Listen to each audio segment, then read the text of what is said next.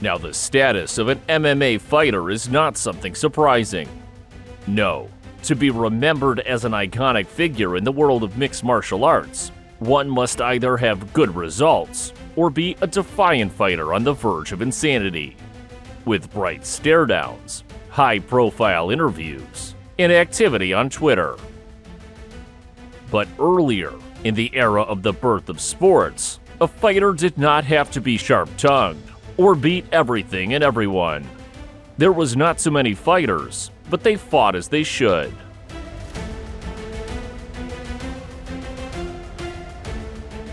Today, we would like to tell you about the march through the MMA world of the legendary Kevin Randleman. The fighter is no longer with us, but his memory is alive. This will be the first part of the story about him, so if you want to see the continuation, show your interest by likes and comments. Well, let's get started. Nature itself screamed to young Kevin that he was destined to practice martial arts. He was born in 1971. From childhood, the child could only hear from peers that they were sick. He himself was a healthy and strong child. Kevin lived a normal life and did not particularly get involved in troubles, was a friendly guy, and developed similarly to all the children around him. Sports only became a part of his life once he got to university. He attended Ohio State University, where he became interested in freestyle wrestling. Craving for victories and natural data helped him not only participate in tournaments and hone his skills, but also win the NCAA competition twice, a major achievement. Well, the start of the career of the young man known as the Monster in MMA took place in 1996, when Randleman was 25 years old. Having basic skills in wrestling, he had some success. At first, he fought under the auspices of Universal Vale Tudo Fighting, where he earned a record of 5-1 over the course of 2 tournaments. Kevin Randleman, Giza Kalman. His second fight against the Canadian Giza Kalman is prominent here. This fight showed what Kevin is like in a cage. It all starts with the crown jumping in the cage, which has become the hallmark of this fighter. As for a heavyweight, he bounces pretty high. This is Randleman, incredible athleticism, which will show a fundamental contrast in this fight. Despite the wrestling past, everything was decided in the stance. Speed, accuracy, sweeping blows, evasions from opponents' blows, and filigree transfers to the parterre. And next is just a matter of machine. He beat the opponent with tasty blows to the canvas. Victory is in his pocket.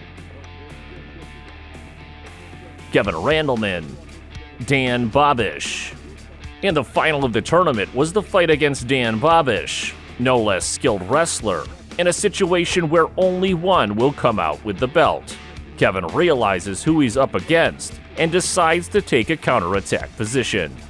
He briskly dodges punches in the stance, in the best traditions of boxing, trying to get to the ground from time to time.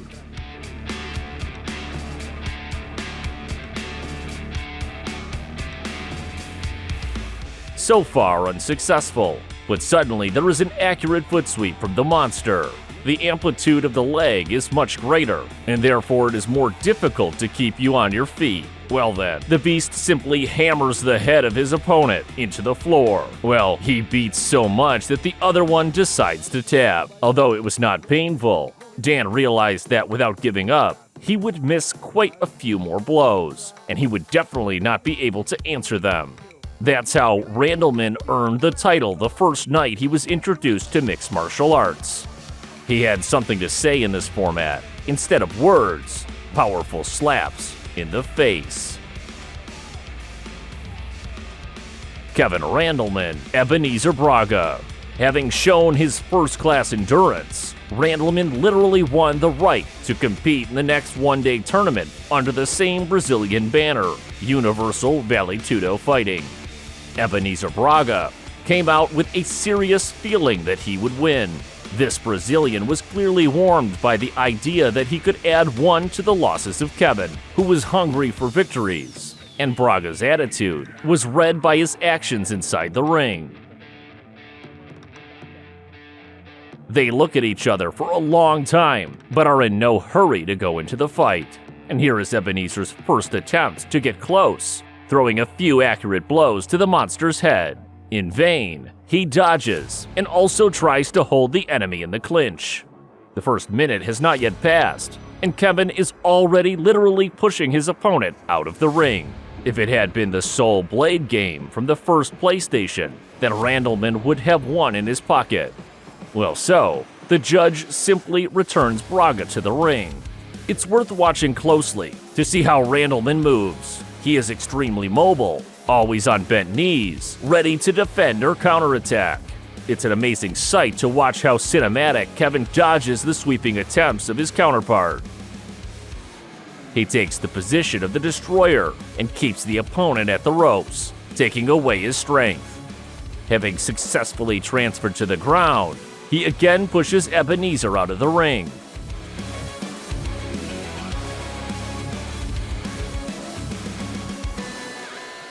It seems that he does not see opposition in him and wants a more serious opponent, but this one still needs to be finished. In every movement in the stance, Kevin looks much more interesting, having a more versatile arsenal for each of the scenarios. Fighting is in his blood. The script repeats over and over again. A miss from the Brazilian and a takedown from Randleman. And again, work on the ground. Elbows are used. Braga gets a cut near his eye. The advantage here is obvious. He is pushed out of the ring again, as if Kevin does not remember that this is not wrestling. The fighters are already clearly tired, although about half of their fight is behind them. These were the times for mixed martial arts, when division into rounds was not supposed.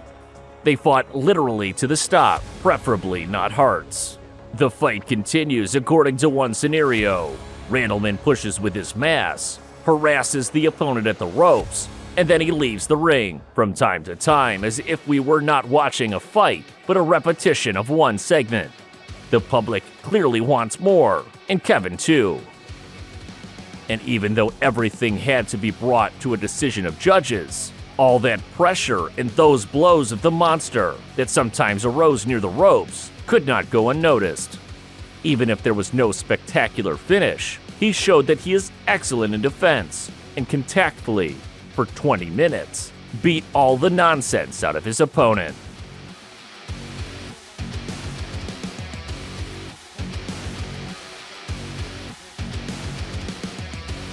Kevin Randleman versus Mario Nito. The next fight in the tournament was supposed to be even tougher for Kevin, despite the dominance in the last fight. In the 25 minutes that they were fighting, he also managed to get several solid punches from the Brazilian. So here, in the semifinals, an easy walk would be perfect. An awesome moment. Mario tries to move the fight to the ground, but he gives in under the weight of Kevin, and the last throws him while turning around. Nito should have gone more strength because he just managed to finish his previous fight ahead of schedule using submission. But Randleman does not change tactics and knocks the opponent out of the ring. It's amazing how much was allowed to the coaches and the team of fighters. Those were practically full participants in the fight, even taking part in the ring with their own hands. In the stance, the fighters decided not to work quickly, solving cases in a purely male fuss. Both are tired, but Kevin looked more cheerful and more active. The denouement also was on the ground, with strikes with his knee. Then with his hands, he forces Mario to fall asleep. He gives his back to the formidable Randleman, which was not worth doing. A few more attempts to choke and Mario taps. His face is now like a salad. He can't stand it anymore, it's understandable. Randleman does not finish off his opponent, himself showing the judge that the opponent does not continue the fight. and Kevin is not ready to beat someone who does not give resistance. In the final, luck turned against the monster, but that's history already. Every fight is a lesson, victory or defeat, but for a fighter, it is experience and personal conclusions. Moreover, he will be able to rehabilitate himself in the next tournament. Kevin Randleman versus Gustavo Neve. Again Brazil, but this time the tournament under the auspices of the Brazil Open. One-day tournaments are still in vogue, and Kevin still has energy to win. According to his activity from the first seconds, one could read the desire to tear the opponent and forget his previous defeat. The fight would be short, but damn revealing. It is indicative of the fact that it shows the alignment of forces in sports, and I would be happy to say, at that time, but I'm afraid that the thesis will be relevant now. Such fights show the difference between an athlete and a real fighter. If you watch the fight between Khamzat Chimaev and Gerald Meerschaert and remember that single blow in the fight, then you have a rough idea of what it's about. Yep, at the beginning, Randleman transfers Gustavo to the parterre and plans a quick reprisal, but the judge decides to get the fighters on their feet. That ends up okay. They won't stand on their feet for a long time. A beautiful cheating, or just not a very accurate blow from Kevin, who was gaining momentum, and now he hugs the body of the Brazilian again and throws him to the ropes. Well then, a luxurious finish with a real diamond of our favorite sport. Literally one accurate elbow strike, and the opponent, almost losing consciousness, knocks to demonstrate that he gives up. The last fight we're going to look at today happened 2 years after that tournament in Brazil. There, Kevin again lost in the final, which prompted him to take a break, get in shape, get rid of injuries, improve skills in all aspects, and overcome possible psychological barriers. A new challenge loomed on the horizon. Kevin Randleman versus Maurice Smith, the debut of the monster in UFC 19, and one of the best of this sport, is immediately everyone's rival. Meet basic kickboxer Maurice Smith, the champion of not only the discipline, but also of UFC. Yes, he approached the fight already in the status of former champion, but still a dangerous fighter. What else to say about a fighter who showed his place in David Abbott's food chain, took the title from Mark Coleman, and lost in a very close fight to Randy Couture. He was eager to regain the title, but they put a young and energetic monster against him, who, from past rivals of Maurice, was distinguished by high speed and everything. It was not for nothing that the fight began with Kevin groping for the head of the former champion in the stance. If Smith got a blow, then Randleman answered it with two. Obviously, the speed was ahead of the reaction of a no longer young kickboxer. He decided to use his signature low kick, but when throwing one of the blows, Randleman moves the fight to the ground. In this element, he is more dangerous than ever.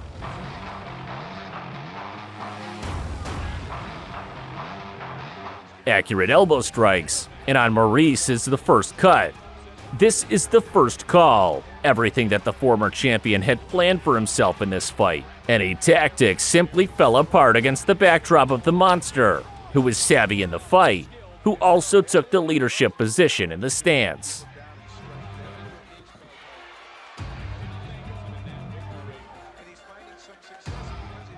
The main time was not enough, which means there is still an additional round ahead. And if you are asked to tell about this fight in one of the segments, then show the ending, where poor Smith is literally dragged and kicked from side to side by the sweeping blows of the beast, Kevin Randleman. Nowadays, this is called declassing. Sure thing, this is a unanimous decision and the victory of Randleman under the UFC banner. First, but not last.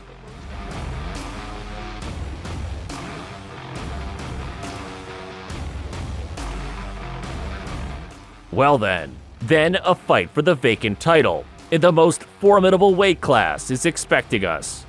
Kevin Randleman had 2 months to prepare, but his future opponent was just commenting on his fight against Maurice Smith, so it was worth it for both of them to prepare. Fight against Bas Rutten, the real destroyer of human destinies.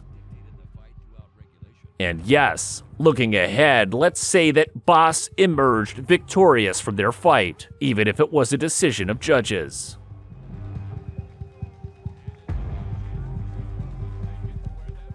But something else is far more important. Kevin Randleman showed with his fights, and with his interviews, and with his whole appearance that he didn't care, victory or defeat. Will it be a quick fight, or will it be a fight to the point of losing consciousness? It doesn't matter to him with whom and when. He is ready to fight till the end. If during the fight it would be possible to transplant the lungs or heart, then Kevin would fight as a full-time job for several hours.